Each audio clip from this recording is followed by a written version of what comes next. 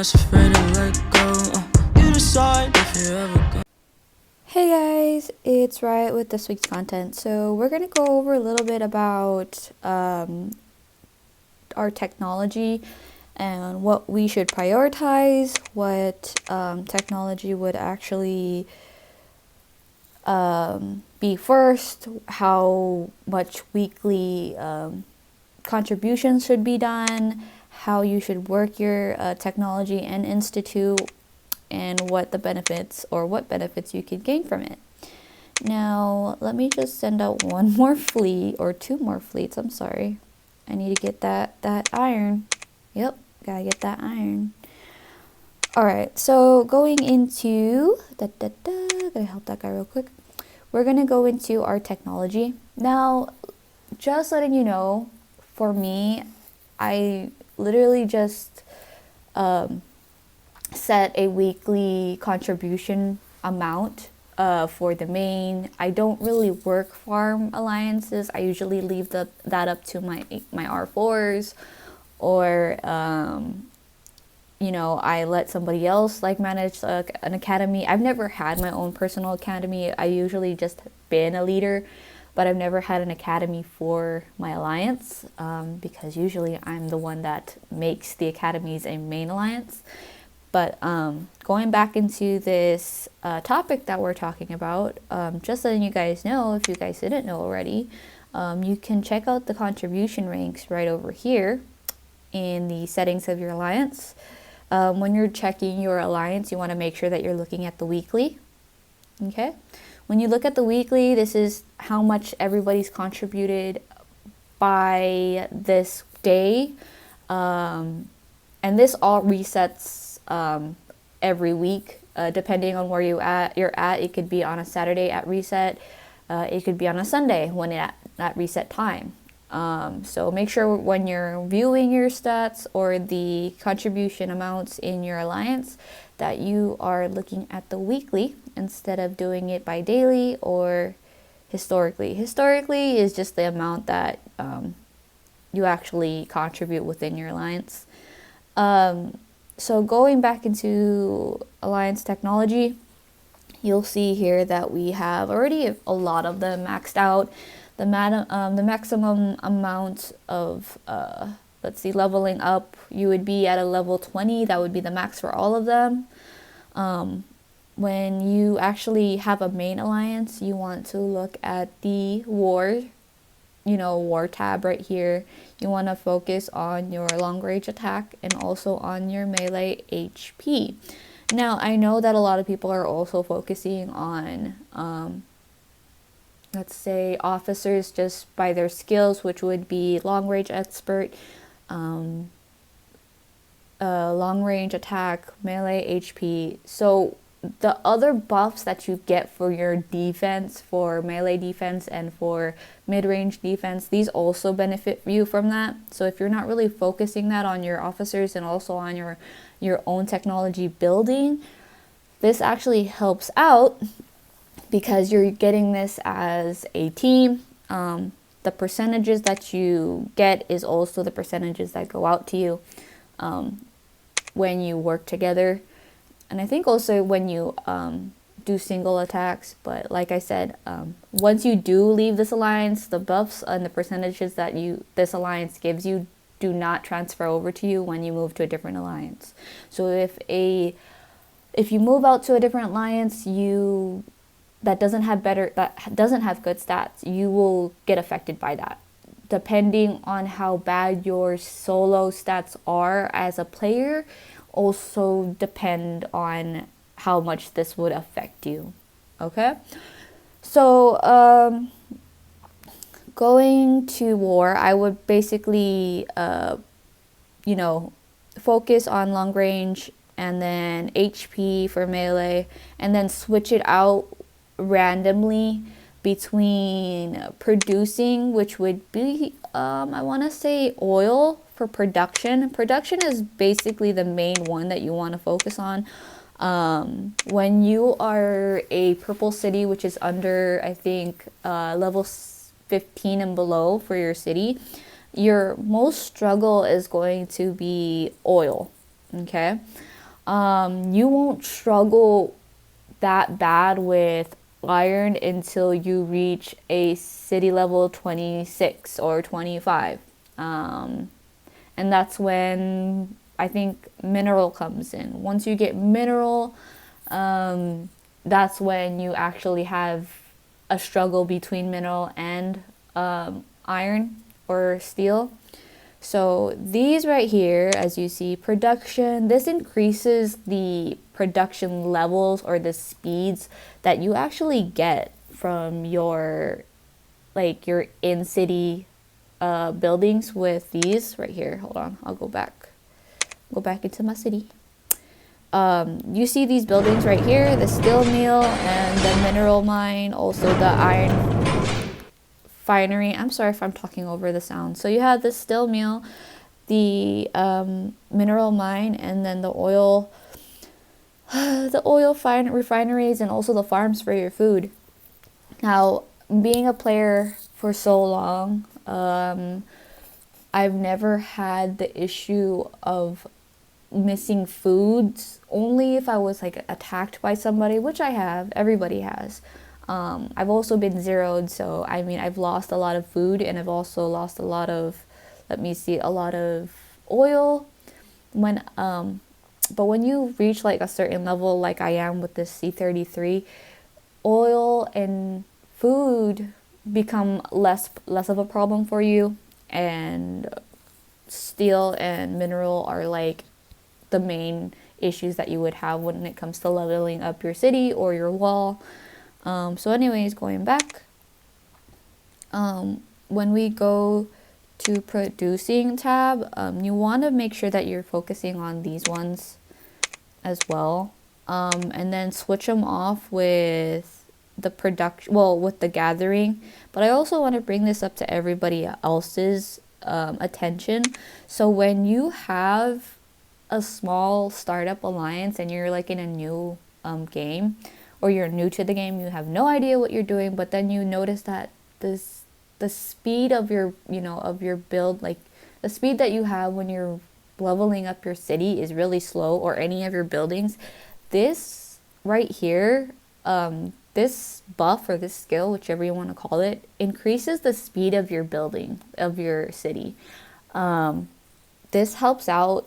I'm not really sure. I've always had this at a low level when I'm making an alliance with a team, but I've never actually thought of how much this could improve somebody's, speed of, or how much it could help by lessening the need of speed ups when you're trying to use speed ups to speed up the process. But yeah, if you see here at a level 6, the speed contribution to the next level would be a 3.5. Imagine how it would be if you had a full 10%, right? Or if you had a 20%. I'm not really sure how far the speeds go when it goes to that. Another one would be the research speed. So what this affects is your technology building. Now your technology building in your city maxes out at 30. The wall, I believe, which is when you have your little machine gun stuff right here. Like you go to defense, not that, where is it? The defense tower. These actually are part of the technology. When you go into garage is also technology. So that affects, this also puts in an impact on this too. So this speeds up the process of your technology. I'm not so sure if, let me see, what is it? The equipment building? Yeah, I don't know if the equipment building would be under technology, but seeing as it is a part of technology, I would say it also benefits the speed of your making, extensions and stuff for your equipment.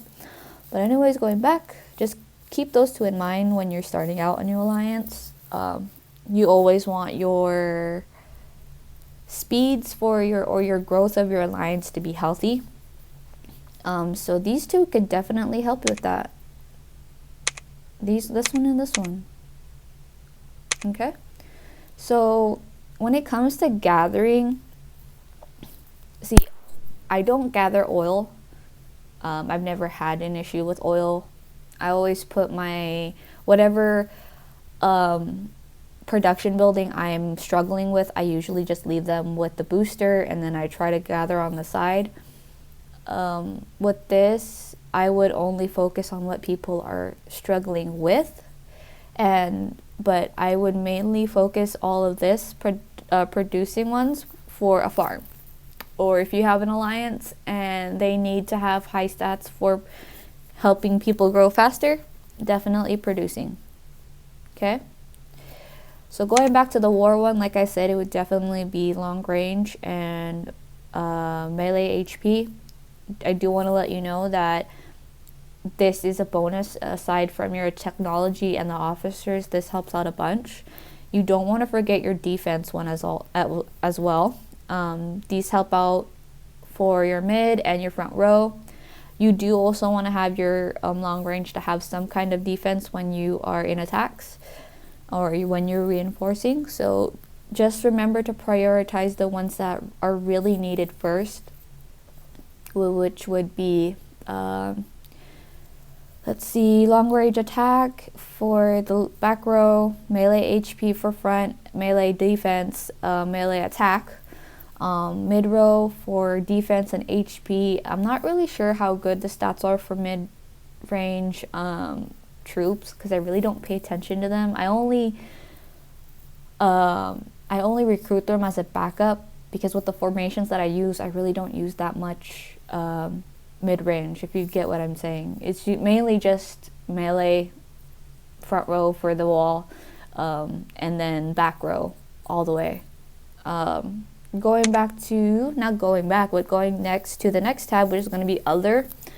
So when we have other, we're going to look at, let's see, okay, so alliance assistance is when, is reinforcements. This is like how many people can be inside your city aside from when you're leveling up your embassy. Your embassy will show you how much reinforcement troops you can receive. This will also be an add-on on top of that. We also have the tax collection. This is just if you have a big, like really big territory for your alliance. When I was leader of H3L, we had a huge alliance, and I was like, you know what? If I need to get more security for my alliance depot, if anything happens to my alliance, if we get zeroed, which is like if all of us get zeroed, which would be practically impossible because I had everybody do bubbles when they would leave the game, at least we would have something to grab from that could help us rebuild our army or help heal our troops. The tax rate increases every time you level it up. So if you want to see how much your alliance territory is taxing people when they're harvesting on your land, all you have to do is go to this right here. You'll see how big your territory is, and then you'll see the percentage that you are taxing people when they are on your territory and they're gathering. Okay, and this is just when people are using the small lines. So if you're sharing a mine, I believe that tax also affects them. So yeah, but I don't approve of sharing mines because sometimes when you share mines, you accidentally attack somebody, and that starts conflict because a lot of people don't really pay attention to the mines. Sometimes people will send out at the same time and be like, hey, I was there first, and then another person will be like, well, I was sending out and then I didn't see anybody there. So yeah, when that happens, I completely ignore the issue and be like, you guys should have been paying attention. That's on both of you. I'm not going to start issues between two alliances because both of you guys made a mistake, right? So be a little considerate when it comes to that because it really messes up the whole alliance. You'd be like, hey, I got attacked, blah, blah, blah. But then you got to keep in mind that your alliance is sharing a mine as well with another alliance. It's either you guys give that alliance up to reduce conflict or you guys fight for it. I mean, if you fight for it, hey, it would make the game a lot more interesting. But I don't encourage it, like I said. So anyways, going back to other, we're gonna look at this one real quick. The help time. This increases the amount of times that people can help you. Whenever you're like, let's say, whenever you're leveling up a building up to, I believe, 60 people or seconds. I'm not really sure. So every time somebody helps you, 60 seconds are deducted, I believe. I don't know how much it starts out when you're focusing on this one, but this would be good for like the main alliance and then academies. This whole tab, war and then other, are good for academies and main alliances, while producing is actually good for farms and then academies. But then you don't want to forget these two at the bottom for the main alliances as well, because these actually help increase the buffs and the technology building that you have inside your city, and also help out with other stuff like I mentioned earlier. Going back to flag planting, this would be your main priority when you're in a main alliance and in an academy. You want to reach 20 as soon as you can, so switching it off between war and producing tab options or whatever, this like helps out a bunch. Your ability to spread out your territory is very crucial, because you can end up in the top ranks of having the biggest, land. But like I said, the goods or like the pros also come with its cons. It could increase to issues of people having to disagree with you, having such a big territory and stuff. But like I said, a game's a game. Enjoy it as much as you can. So going into rally organization, this is the max amount of max units that you can have in a rally. This is like an add-on to what you can actually carry from when you do your tower right here. Not that one, this one. Dispatch center is the one that actually increases your rally size and how many I think you can carry. Let me see. Yeah, this is just the units as well.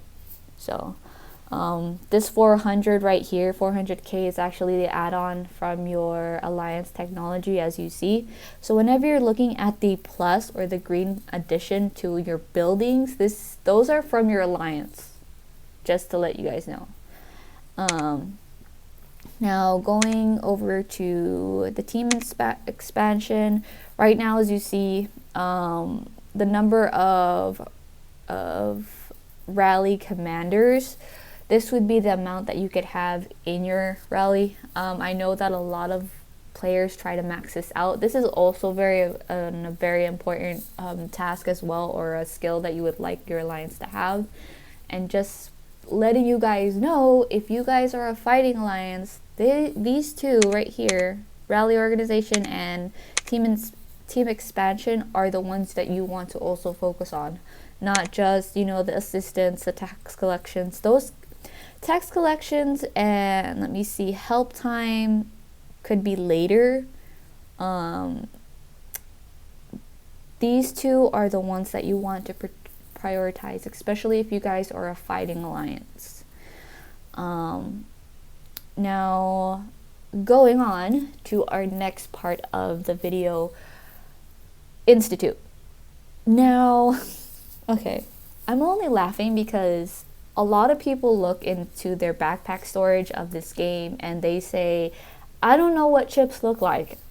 I don't see it. I don't have any. But most of the time they don't even look. So now you guys have no excuse. If you guys have a team player that doesn't know what they're talking about, or doesn't know how to play the game, or they're completely not contributing at all in the Alliance Institute, you can send them this link. It might be a lot better if they have a link that actually provides information. So look, before I go into any other information about the Institute, I do want to let you guys know that you could also monitor your contributions in the, right here, the Alliance ranking contributions. Now, seeing as if you can only contribute 50 times a day, you would have to like multiply that to 7, and then you'd come out to, I don't know,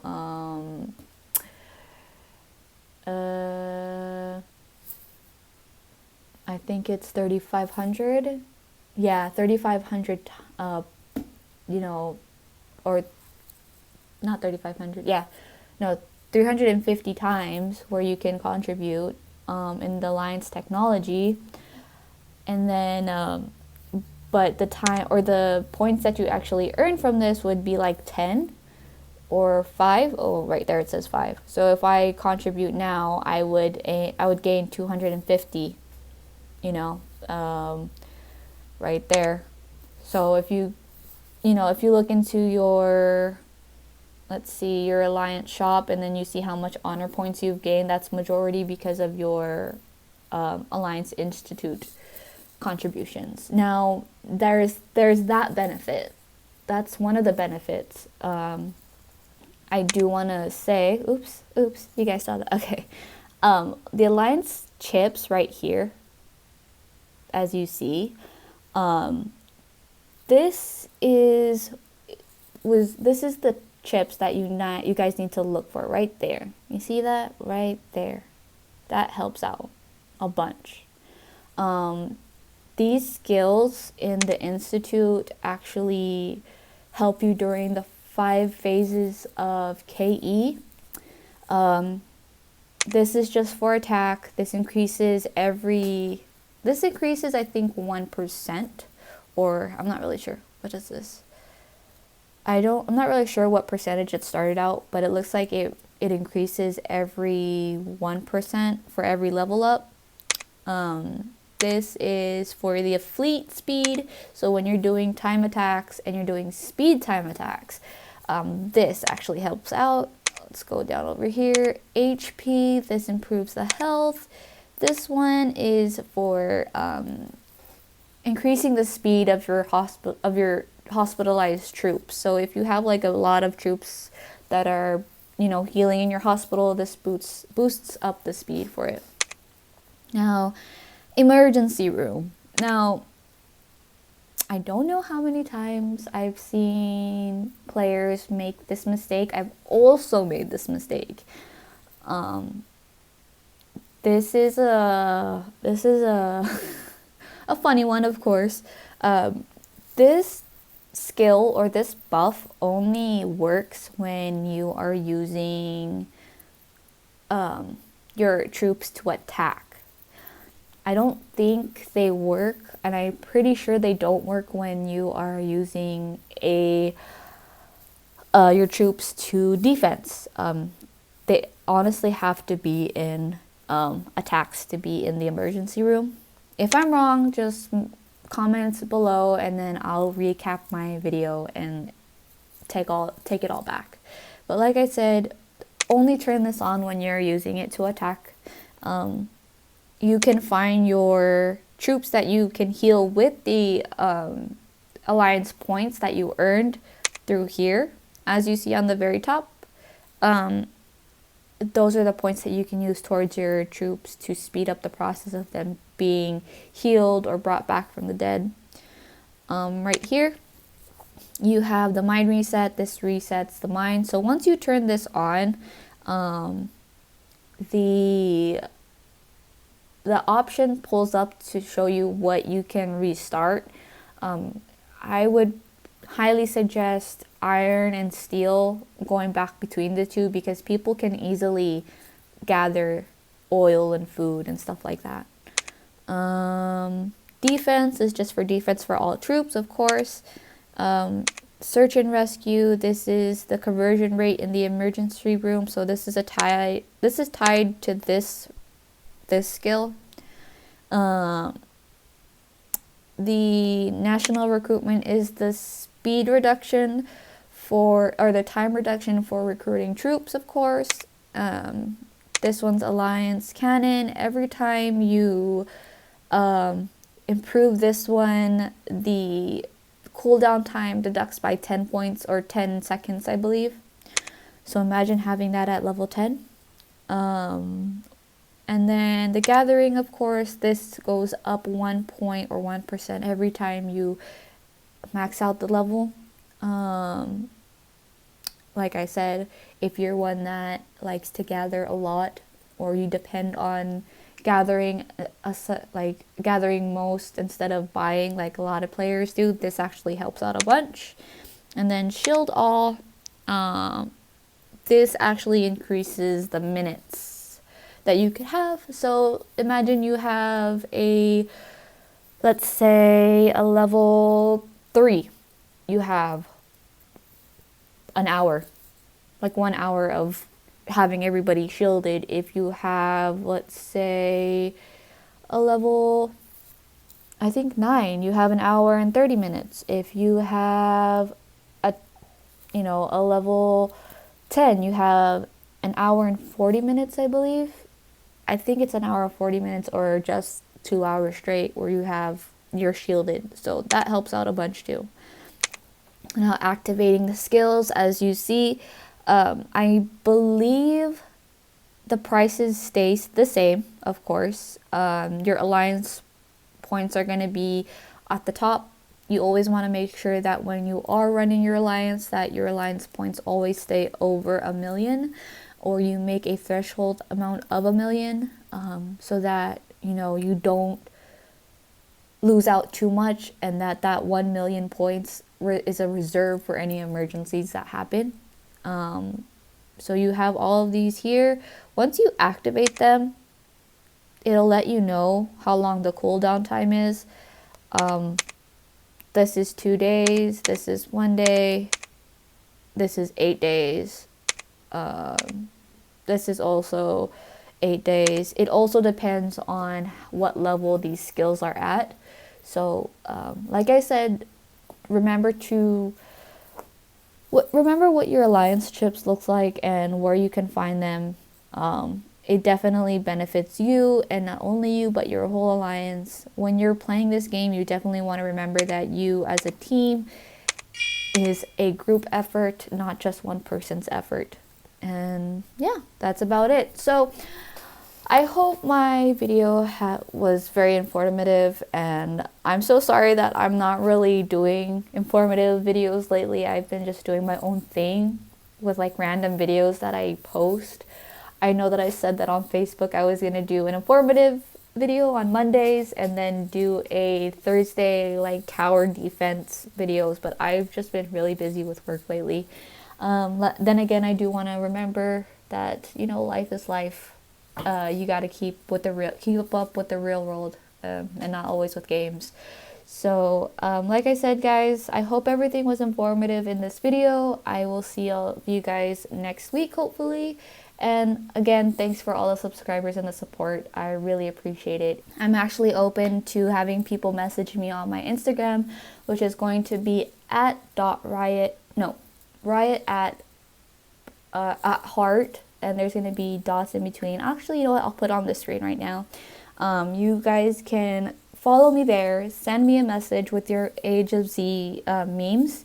Remember to put your name, or your game name, your nation name, and also the world that you're in, so that I can edit it into the memes, and I'll go on ahead and post it on my page. I'll also shout you out in the description of that meme, and I'll let you guys know what else I have planned for my Instagram or my Discord channel.